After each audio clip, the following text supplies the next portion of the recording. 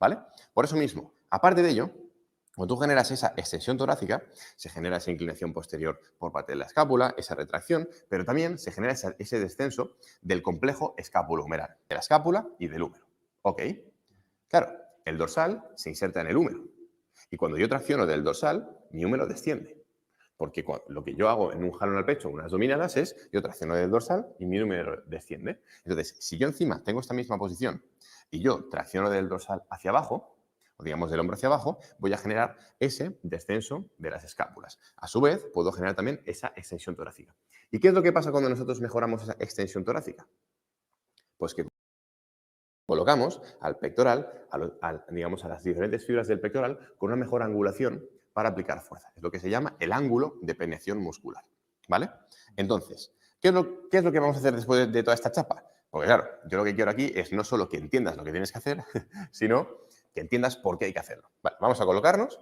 Y la sensación que tienes que tener es muy sencilla. Y es la de llevar tus hombros hacia tus caderas. ¿Vale? De esa forma, tu dorsal también se va a activar, porque contribuye a esa mejora de la extensión torácica por parte del descenso del propio húmero y del complejo articular de, digamos, escapulohumeral, ¿vale? Entonces, la idea es que tú podrías, ponte, por ejemplo, en posición neutra, para que la gente entienda, pues normal, ¿vale? Eso sería, digamos, una posición neutra. Ahí estaría, Raúl.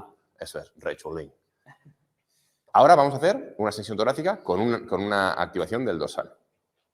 Entonces ahora la idea es buscar un descenso por parte de nuestros húmeros hacia nuestras caderas y ahora el dorsal tiene una activación bastante grande porque está tensa. Pero claro, es que la activación del dorsal no quita que el propio pectoral se active. Una cosa es lo que yo activo y otra cosa es lo que resiste la fuerza. Y una cosa es que lo que yo resiste la fuerza, la parte que está resistiendo la fuerza está contribuyendo a todo el movimiento y otra cosa es que la parte que estoy activando está contribuyendo a que la parte que aplica fuerza la aplique de mejor manera. ¿Vale? ¿Bien? Sí. Aparte, también hay que decir que ese antagonismo es realmente subjetivo en ciertos puntos, porque decir que pectoral y dorsal son antagonistas cuando el dorsal se inserta en la parte delantera del húmero, es un rotador interno, al igual que el pectoral, es como un poco, si están haciendo una misma función, puede ser que tengan cierta sinergia en ciertos puntos, sobre todo en estos rangos de extensión donde el dorsal sí que te va a poder ayudar. Entonces, antagonistas, Eso es. no lo veo yo tan claro. Al final habría que ver cómo se relaciona ese músculo a nivel anatómico dentro de todo el engranaje a nivel biomecánico. Es decir, que algo, como te comentaba al principio, que algo a priori tenga ciertas acciones, no significa que cuando yo cambio todo el contexto siga teniendo las mismas acciones. ¿Vale? Entonces, bueno, yo creo que ha quedado bastante claro durante esta pequeña explicación de cómo sacarle bastante partido. Obviamente hay muchísima más información que podríamos dar, pero tenemos que pasar a los siguientes ejercicios. ¿Vale? Entonces, lo que vamos a hacer ahora va a ser ir preparando el siguiente ejercicio, que va a ser el press de banca en multipower. Vamos a quitar estos discos. Hemos estado entrenando y ejercitando nuestros músculos durante este rato. Oye, ¿te está molando? No, de verdad te lo pregunto porque tu feedback a mí me motiva. Y yo, si te está molando, ponme un 1 en el chat. Ponme un 1 en el chat y que el chat reviente. ¿Vale? Que así yo me siento bien. Ponme un 1. Vale, vamos a ver cosas interesantes del press de banca en multipower. Lo primero, bueno, el press de banca inclinado en multipower. Lo primero, eso. Es que Raúl ha ido a coger el banco plano. Lo primero es la multipower. Claro, si la multipower es lo que yo voy a utilizar para poder hacer este ejercicio, pues habrá que ver qué tipo de multipower voy a escoger, qué tipo de características tiene, ¿vale? En este caso, nosotros tenemos una multipower que digamos que estaría ligeramente inclinada. De hecho, mira, si de hecho te pones por aquí, vas a ver que desde el punto de arriba, si yo trazo, por ejemplo, una línea hacia abajo, yo dejo que esa línea o esa cuerda caiga por la fuerza de la gravedad, pues vas a ver que poco a poco pues, se va alejando. Entonces, ¿por qué sería interesante utilizar ese tipo de multipowers? Por una razón súper sencilla. Ayer te comentaba que casi todas las estructuras articulares, sobre todo las que tienen el principal objetivo de moverse, se mueven en círculos. ¿Qué es lo que pasa? Que si tú, por ejemplo, utilizas una multipower que sea completamente recta, vas a tener un pequeño problema. por ejemplo, cuando tú haces un press de banca inclinado, o un press de banca, o cualquier tipo de ejercicio, el problema de tener esa trayectoria completamente recta es que habrá puntos del rango de recorrido donde realmente no se vean del todo eficientes, porque digamos que no se parece nada a lo que sería una trayectoria circular mediante, que si yo tengo una pequeña trayectoria, digamos, inclinada, pues sí que se parecería un poquito más a ese movimiento que podrían realizar las articulaciones. Por lo tanto, siempre y cuando tengas una multipower ligeramente inclinada, sí que sería interesante que la utilices versus una multipower completamente lineal. ¿Vale? Entonces, nosotros lo vamos a hacer con esta multipower por eso mismo. Ahora, vamos a ver el banco, cuánta inclinación tiene que tener. Porque claro, si yo hago un press de banca inclinado, pues ¿cuánto de inclinado, no? Lo hago en una multipower. ¿En qué multipower? Vale, check, ¿no? Check. Después, ¿en qué inclinación del banco? Bueno, si nosotros analizamos la literatura científica, lo que nos dice es que tenemos que buscar aproximadamente de un 30 a un 50% de grados en cuanto a la inclinación del propio banco. Porque se supone que ahí es donde se ha visto, a nivel de electromiógrafo o de electromiografía, que se genera una mayor activación por parte del haz clavicular del pectoral, ¿vale? Digamos, del pectoral superior. ¿Por qué me interesa un banco inclinado y no tanto un banco plano? Pues porque en un banco plano sí que se estimula el haz esternocostal, pero no se estimula tanto el haz clavicular. Entonces, si yo realmente lo que busco es un desarrollo completo por parte de todo el pectoral, lo que voy a buscar es algún tipo de ejercicio o algún tipo de herramienta que me genere esa activación y ese estímulo, porque aproximadamente el 20% de la masa muscular del pectoral forma parte del pectoral superior. Entonces, si ya tengo poquito, voy a intentar darle un poquito más de caña, teniendo en cuenta que toda la parte, digamos que ese 80% restante, corresponde al haz esternocostal. Entonces, el haz esternocostal prácticamente se va a activar siempre. Entonces, voy a buscar un poquito una activación selectiva mejor por esta parte. Por eso mismo, yo te recomiendo que los empujes, si tu objetivo es el desarrollo del pectoral a nivel completo y, digamos, armónico, pues que lo hagas sobre todo en los ejercicios, digamos, con una pequeña inclinación del banco, ¿vale? Entre 30 y unos 50 grados. Ahora, vamos a ver las diferentes posiciones que podríamos tener de la barra en contacto con nuestro pecho. Porque claro, no es lo mismo llevar la barra aquí, llevar la barra aquí o llevar la barra aquí, ¿vale? Entonces, vamos a ver, por ejemplo, ahora que Raúl ha colocado el banco como ha creído, pues vamos a ver qué es lo que estará pasando. No está ni bien ni mal. Vamos a ver qué es lo que estará pasando si realizamos el press inclinado. Venga, ¿le damos? Le damos así. Eso es.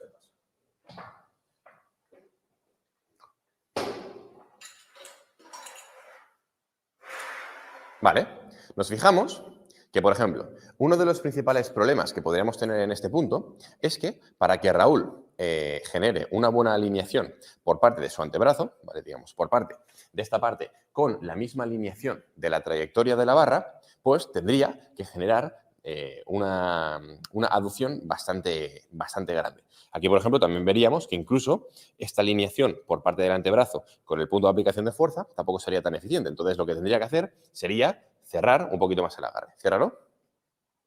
Entonces, claro, esta posición es bastante inestable. Es bastante inestable y, sobre todo, es bastante poco efectiva si tenemos en cuenta todo el principio de la alineación, tanto a nivel de, digamos, muscular con la parte de la fuerza, tanto a nivel, digamos, de la trayectoria por parte de la parte del mecanismo que se encarga de aplicar fuerza, que son los brazos, ¿vale? Pues nos vamos a fijar en esta parte del antebrazo. Entonces, vamos a subir la barra, ¿vale? La vamos a cerrar y ahora vamos a variar el ángulo. Vamos a echarlo un poquito más hacia adelante.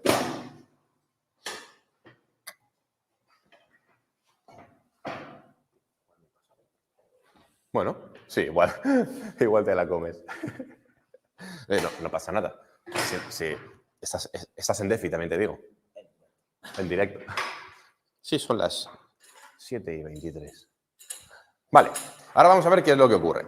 En este punto, todo lo contrario. En este punto, cuando nosotros hemos aumentado el punto de contacto, es decir, hemos ido más cerca de la cabeza, lo que estamos consiguiendo es, fíjate, una mayor alineación por parte del antebrazo, sobre todo con la trayectoria, e incluso, a su vez, Raúl no tiene, digamos, una abducción de hombro tan marcada. Es decir, que si él en una posición más cómoda, pues sí que puede aplicar una fuerza de mejor forma. Y aparte de ello, estamos respetando aún el principio de la alineación, ¿vale? Claro, aquí vosotros fijaros que Raúl está aplicando una estrategia diferente a la que realmente se aplicaría en un press de banca inclinado. Y es la estrategia del arco lumbar, ¿vale? Ponte sin arco lumbar.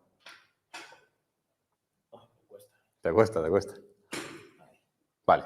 Si Raúl, por ejemplo, se pone sin arco lumbar, baja la barra.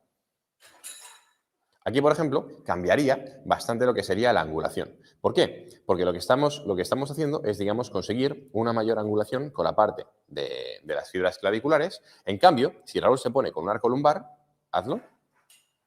Una de las cosas que normalmente deberíamos realizar sería una pequeña abducción por parte de nuestro hombro. ¿Por qué? Porque cuando yo hago el arco lumbar, también estoy consiguiendo una diferencia en la alineación de las fibras musculares del propio pectoral. Entonces, si yo sigo manteniendo la misma abducción o abducción del hombro, también estará cambiando esa capacidad que tienen mis fibras de poder resistir esta fuerza. Entonces, lo que voy a hacer va a ser compensar con una ligera abducción, siempre y cuando que utilice ese arco lumbar, ¿vale? Sobre todo porque al final, si yo hago un arco lumbar, la inclinación por parte de mi parrilla costal, pues es básicamente como si fuera una especie de press plano, ¿vale? Entonces, lo que voy a hacer va a ser, pues, cambiar un poco esa parte de la abducción del hombro, ¿vale? Bueno, ya tenemos esta parte. Ahora vamos a ver una cosa muy, pero que muy chula, que nos soléis preguntar muchos, y es por qué utilizamos bandas elásticas en ese tipo de ejercicios, ¿vale? Bueno, si nosotros analizamos el perfil de fuerza del propio músculo, es decir, la capacidad que tiene de aplicar fuerza a lo largo del rango de recorrido, mientras que este rango de recorrido varía, la elongación y la longitud por parte del pectoral, pues claro, si nos acordamos de la gráfica que hicimos ayer, podemos ver cosas muy guapas. Y si encima somos capaces de llevar todo esto a la práctica, pues podemos conseguir una diferencia bastante grande. El pectoral, ¿qué es lo que le pasa en un press de banca inclinado? En multipower, en este caso, ¿vale? O sin multipower, pero nos vamos a centrar en la multipower.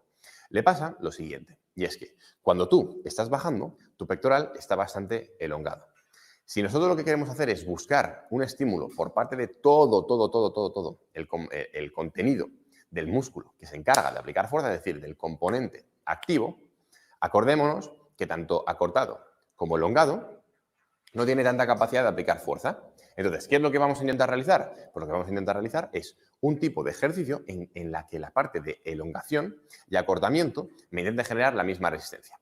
Entonces, aquí, por ejemplo, pasa una cosa muy curiosa, y es que cuando yo estoy bajando, se está elongando y digamos que el brazo de momento aumenta. Y cuando yo estoy subiendo, no se está cortando y el brazo de momento, digamos que se reduciría un poquito. ¿Por qué se reduce un poquito? Pues porque yo tengo cada vez, digamos, una extensión del codo y digamos que el tríceps es, a partir de la segunda parte del rango de recorrido, el músculo que más capacidad tiene, digamos, de aplicar fuerza o de contribuir a ese sistema.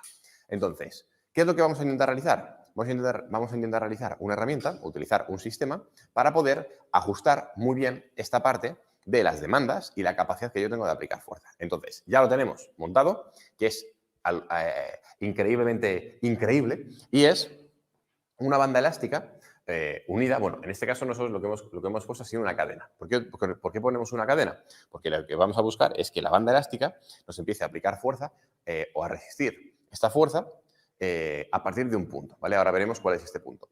También te digo, no pasaría nada si no tienes una cadena y lo pones completamente por encima, porque al final tú ten en cuenta que sí, al principio vas a tener una tensión. Bueno, pues tendrás que ver qué tensión tienes para ajustar la carga de los discos que le vas a poner y realmente saber cuántos kilos estás levantando. Pero si no, no pasa nada porque la banda elástica te da igual que esté con esta tensión que con más tensión, porque conforme más va bajando, el aumento de la tensión y de la resistencia es lineal. Entonces, básicamente te da igual, ¿vale? Entonces, vamos a hacerlo y vamos a ver qué es lo que ocurre en este ejercicio. Vale. En este caso, en el que Raúl, digamos que estaría prácticamente con toda la... Vamos a bajar un poquito. Ahí está. Con la barra, digamos que estaría en la parte más baja. Claro, la banda está bastante tensa. Si la banda está tensa, significa que me está ayudando. Pero realmente no significa que le esté ayudando en sí, significa que está quitando tensión y está quitando carga porque en esta parte, digamos, del estiramiento, no tiene tanta fuerza la parte contráctil del músculo. Entonces nosotros ahora, conforme vamos subiendo, sube una. Vale, aquí cierra, ¿vale? Baja un poquito y cierra aquí. Vale, digamos que esa sería la parte media. Aquí la banda tiene una menor tensión. Por tanto, digamos que es lo que sería toda la parte de la carga por parte de la barra y de los discos, empieza a ser mayor conforme subo. Ahora, si subo un peldaño más, aquí la banda ya me quita la carga, es decir, ya no me está haciendo ningún tipo de efecto, porque a partir de este punto, básicamente, que digamos que era lo que estábamos hablando, que era de la mitad del recorrido hacia arriba, básicamente es el tríceps quien tiene que realizar toda la parte de la sección del codo. Subimos. Fíjate que es el codo, básicamente, el principal motor de generar ese movimiento, no tanto por parte de tu pectoral, ¿vale? Por eso mismo, nosotros colocamos esta banda elástica. Cosas interesantes a saber sobre cómo ajustar el perfil de resistencia de los presses con bandas elásticas. La banda realmente te da igual, si viene desde arriba o si viene desde abajo, porque la tensión es prácticamente la misma. Lo que pasa es que si viene desde arriba te asiste en la subida, si viene desde abajo te resiste en la subida. Lo único que tienes que hacer es ajustar la carga que le pones. Si viene de arriba, pues seguramente tendrás que ponerle más carga. Si viene desde abajo tendrás que ponerle menos carga porque la banda conforme subes te añade más carga, ¿vale? Entonces mientras que sepas eso, lo puedes ajustar sin ningún tipo de problema. ¿Vale? ¿Algo más que añadir? ¿Algo que...? Posición de los pies, por ejemplo. Vale. Venga. ¿Cómo tendríamos que realizar la posición de los pies? Vale, pues una de las principales cosas que vas a tener que tener en cuenta a la hora de realizar un press va a ser este llamado leg drive. Entonces, bueno, lo que tienes que hacer es asegurarte de que vas a hacer una correcta posición en cuanto a anchura y en cuanto a alineación con lo que sería este eje para generar la mayor estabilidad posible. Además, si estás haciendo una retracción escapular, que deberías, lo que estás haciendo también es que al poner esos pies con un mayor grado de flexión de rodilla, estás incidiendo en los extensores de la rodilla más los extensores de la cabeza y va a ayudar a esa fuerza reactiva cuando estés en esa posición de retracción escapular. Es decir, te estás colocando en una posición óptima para levantar cargas más elevadas y en una posición más segura para la articulación de tu hombro. ¿Qué sería? No lo cuento, lo hago. Esto sería lo que hace la gente normalmente, ¿vale? Y esto sería lo que buscamos, hacer fuerza hacia el suelo y hacia atrás. Ahí. Eso es. El problema que suele haber es que nosotros cuando colocamos el pie de esta forma, solemos intentar hacer fuerza hacia abajo. Entonces, claro, el problema es que, claro, tú generas una fuerza hacia abajo, como vimos ayer, la fuerza reactiva va hacia arriba. Si nosotros queremos que toda esta fuerza te ayude al levantamiento, la idea es que toda esta fuerza que va hacia arriba intente pasar lo máximo posible por el hombro, que es el principal mecanismo que tienes para aplicar fuerza. Entonces, lo que hacemos es ponerlo un poquito más hacia adelante y la idea es buscar una aplicación de fuerza en este sentido, es decir, intentar que la rodilla se extienda, eso es, mientras que empujamos hacia abajo, porque si yo empujo en ese sentido, al final el suelo me devuelve la misma fuerza en sentido contrario, por la cual vamos a buscar que se alinee con el hombro para poder generar esa, digamos, cadena cinética de movimiento que se produce desde que yo empujo el suelo hasta que empujo la barra, ¿vale? Por eso mismo es mucho más efectivo realizarlo de esta forma. Ok, vale, pues ya lo tenemos. Ya hemos terminado con lo que serían los dos ejercicios por parte del pectoral. Ahora vamos a ir a dos ejercicios por parte de la espalda. En este caso, lo que vamos a buscar va a ser un jalón diagonal y vamos a daros diferentes tips para que podáis realizarlo de una forma adecuada y sobre todo cosas que a priori podríamos pensar que se pueden realizar o que se pueden ajustar con algún tipo de mecanismos, de gomas, de cadenas o de lo que sea, como por ejemplo los perfiles de resistencia que nos explicáis mucho, o sea, que nos preguntáis mucho, pero vamos a ver que realmente hay que ir un poquito más allá para poder ajustarlo y que se necesitan otras herramientas más complejas, ¿vale? Bueno, lo primero que estamos haciendo para utilizar este jalón diagonal es añadir el concepto de la estabilidad, que ya os hemos hablado antes. En el press de banco inclinado hemos utilizado el banco para poder aplicar bien la fuerza, en el cruce de voleas también, para quitar toda esa parte, digamos, de las demandas del raquis. Y luego ahora lo que vamos a hacer va a ser utilizar el banco para quitar también las demandas por parte de los extensores, ya que la fuerza va a venir en ese sentido. Si yo no tengo ningún banco, van a ser mis extensores los que van a tener que evitar que pase esto Y por eso mismo yo lo que voy a hacer va a ser poner un banco delante, apoyarme bien con el brazo, para que ya sea el propio banco quien me frene esa fuerza, ¿vale? Entonces, nos colocamos en la posición, por ahora sin coger nada. Eso es, la posición. Y lo que haríamos sería, pues bueno, normalmente lo que se suele realizar es, o bien apoyo el pecho completamente en el banco, de esa forma mis extensores, teniendo en cuenta que la fuerza va en ese sentido, mis extensores apenas tienen que generar ningún tipo de fuerza para evitar esa flexión, ya es el propio banco quien me lo resiste. En cambio, si yo no tengo banco, ponte normal, si yo no tengo banco y Raúl tracciona, o digamos que la fuerza hace esto, pues obviamente le está generando una flexión por parte de la cadera, una inclinación. Serían sus extensores quien tiene que trabajar para que eso no ocurra. ¿Ok? Ahora, vamos a ver cosas interesantes a la hora de tener en cuenta, pues, qué es lo que queremos en nuestro dorsal. La inclinación del banco aquí también es interesante, porque claro, yo puedo poner una mayor inclinación, entonces Raúl estaría más inclinado y seguramente sería una tracción mucho más vertical, ¿vale?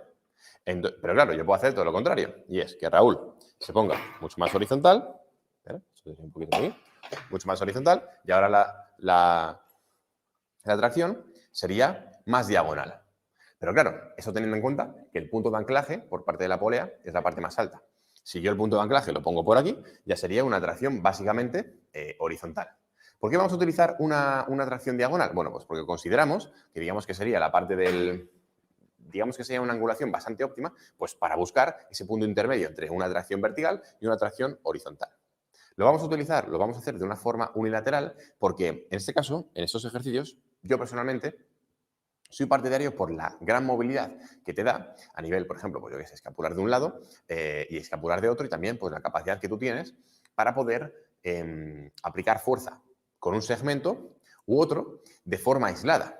Porque muchas veces en esos ejercicios seguramente os hayáis dado cuenta de que tiro más con un brazo, tiro más con otro. Entonces, ya que nos vamos a poner a hacer las cosas bien, pues oye, de vez en cuando sí es interesante empezar con un brazo, terminar con otro y que toda la parte de tu atención esté centrada en que ese brazo o esa parte del cuerpo trabaje de la forma más eficiente posible y después nos vamos a la otra, ¿vale? Ahora, cosas interesantes que podemos realizar a la hora de poder realizar el ejercicio. Porque, claro, el dorsal genera un movimiento asociado a la escápula. Pero, ¿es interesante mover la escápula o no? Bueno, aquí depende de dónde quieras que se lleve de quién quieras que se lleve el estímulo. Si tú, por ejemplo, lo que buscas, vamos a hacer el ejercicio, vamos a bajar un poco la cara, para que así no te me fatigues tanto. ¿No te fatigues? ¿No? Vale. Si nosotros lo que hacemos es ceñir la escápula, o digamos que la extensión venga por parte del dorsal, seguramente no haya una implicación tan grande por parte de la musculatura periescapular. ¿Por qué? Porque yo lo que hago es, voy, eso es, vuelvo y ahora vamos a intentar limitar al máximo la protección de la escápula. ¿Vale? Vuelvo, ahora subo, extiendo y ahora vuelvo. Fijaros que su escápula apenas se mueve. Se mueve en base a lo que se tiene que mover por la propia extensión del hombro. ¿Vale? Ahora, si yo hago todo lo contrario, que es subo y genero una protracción de la escápula, pues obviamente toda la musculatura que genere la propia retracción va a tener más estímulo. Entonces, la pregunta del millón es, ¿qué me interesa más? Bueno, pues interesa más hacer una protracción de la escápula si quieres que la musculatura periescapular se active y trabaje más. Te interesa más no hacerla si quieres que tu dorsal genere una contracción más eficiente. ¿Vale? Más cosas. Vamos a ver también el perfil de resistencia, que ya hemos estado hablando sobre ello, cómo podríamos ajustarlo en este punto. Vamos a analizar qué es lo que pasa centímetro a centímetro a lo largo de este rango de recorrido. Vale. En este punto, apóyate completamente. Si os dais cuenta, en el punto de máximo estiramiento que tendríamos por parte del dorsal de Raúl, la carga no hace ningún tipo de efecto. Esto pasaba antes, como en uno de los ejemplos que os hemos puesto del cruce de poleas. Y es que esto básicamente lo que quiere hacer es sacarle el hombro a Raúl. Ya está, nada más, ¿vale? Ahora, nosotros empezamos a traccionar y aquí, en la parte, digamos, media del rango de recorrido, fijaros que lo que tendríamos a nivel de brazo de palanca, también de brazo de momento, empezaría a ser un poquito mayor, es decir, tenemos más demandas. Ahora, si nosotros vamos a la parte más baja, fijaros que el brazo de momento sería la parte mayor del rango de, o sea, digamos que tendríamos un mayor brazo de momento, mayores demandas por parte de todo el sistema. Y entonces en este punto mi dorsal está completamente acortado. A mí eso no me interesa, o por lo menos no me interesa en la mayoría de los ejercicios. El problema que tienen las tracciones es que son ejercicios que ya de por sí, vamos a quitarlo, que ya de por sí tienen un perfil de resistencia bastante malo. Entonces, lo que yo voy a buscar siempre va a ser intentar mejorarlo de la mejor forma posible, pero es que no le puedo añadir una goma, porque si yo le añado una goma elástica, al final voy a resistir más. Entonces, no me sirve. ¿Cuál es la mejor forma? La resistencia manual. Un spotter, una persona que te ayude. En el caso, por ejemplo, de este ejercicio, mientras que Raúl lo va realizando, vamos a hacer, por ejemplo, la típica velocidad de las 3 últimas repes, ¿vale? Pues a ti te cuesta mucho llegar a un punto en el que estarás así, te cuesta mucho, ¿vale? Raúl lo consigue y ya empezamos a ver que ya está bastante limitado. Entonces, yo meto la mano, vuelve y ya cuando está muy limitado yo ya presiono y llego. Vuelve, dejo de presionar, en esta parte no presiono y a partir de aquí ya presiono y llego. ¿Vale? Digamos que yo soy su perfil de resistencia. Yo soy la persona que le asiste el perfil de resistencia porque necesito hacerlo desde un punto y sobre todo que la resistencia sea gradual. Porque cuanto más va generando esa extensión del hombro, más acortamiento tiene y a su vez más demandas tienes. Entonces yo soy la persona que tiene que ajustar esa resistencia. ¿Vale? En el caso, por ejemplo, que hagáis algún tipo de ejercicio de esta forma, pues lo podéis realizar, pedirle a alguien, oye, mira, ¿te importa que a partir de aquí me asistas un poquito con la mano? Y lo hacéis, ¿vale? ¿Por qué? Porque si no va a llegar a un punto en el que no vais a poder exprimir del todo esas repeticiones porque vais a ver que vais a fallar aquí y no podéis llegar. En cambio, si tenéis a alguien que os asista, genial. ¿Qué es lo que pasa si no tienes a alguien que te asiste? Bueno, pues que tendrías que utilizar herramientas como, por ejemplo, las repeticiones parciales. Es decir, si tú buscas que sea tu dorsal quien sea el factor limitante, pues vas a hacer repeticiones parciales hasta que el principal movimiento por parte del dorsal no se dé. ¿Cuál es? La extensión. Pues tú no vas a parar de hacer el ejercicio hasta que no puedas generar esa extensión. Llegar a un punto en el que básicamente esté tan fatigado que ante esta carga no puedas moverla. Muy pocos centímetros. En ese punto ya cortamos. ¿Vale? Bueno, pues poquito más. Vamos a ver ahora otro ejercicio muy chulo que también te puede interesar. Y tengo que comentaros una cosa. Y es que hemos tenido que improvisar un poco. Que habrá gente que dirá, oh, si no lo llegas a decir, ya, pero es que yo soy un tío sincero. Hemos tenido que improvisar un poco porque se suponía que ayer nos llegaba la máquina en la que os íbamos a explicar todo esto, que básicamente la habíamos pillado única y exclusivamente para, bueno, también para entrenar nosotros, pero estaba pensadísimo para poder grabar todo, pero bueno, son cosas que a nivel logístico, pues nosotros no podemos hacer nada. Entonces lo que vamos a hacer va a ser intentar replicar o explicaros de la mejor forma posible qué es lo que pasaría en esa máquina, que básicamente es un remote en máquina, ¿vale? Pues imaginaros que nosotros tenemos esta pequeña inclinación, entonces la máquina sería de la siguiente forma. Tú estás de pie, ¿vale? Y aquí tendrías una pequeña palanca y aquí tendrías el agarre. Entonces digamos que el ejercicio sería de esta forma. Lo vamos a realizar con una barra apoyando la propia barra en el suelo. ¿Por qué lo vamos a realizar? Lo vamos a realizar aquí con una de estas barras y os vamos a enseñar cómo, por ejemplo, si tú estás en el gimnasio y no tienes esta máquina, porque también es verdad que es una máquina muy difícil de ver, lo puedes hacer, lo puedes ajustar y puedes verte beneficiado de ella, ¿vale? Entonces, vamos a colocar, eso es, vamos a poner esto por aquí. Vale. Esto lo guardamos. Vale. El ejercicio normalmente suele ser, a ver, tenemos por aquí la de tríceps. ¿Dónde la tenemos?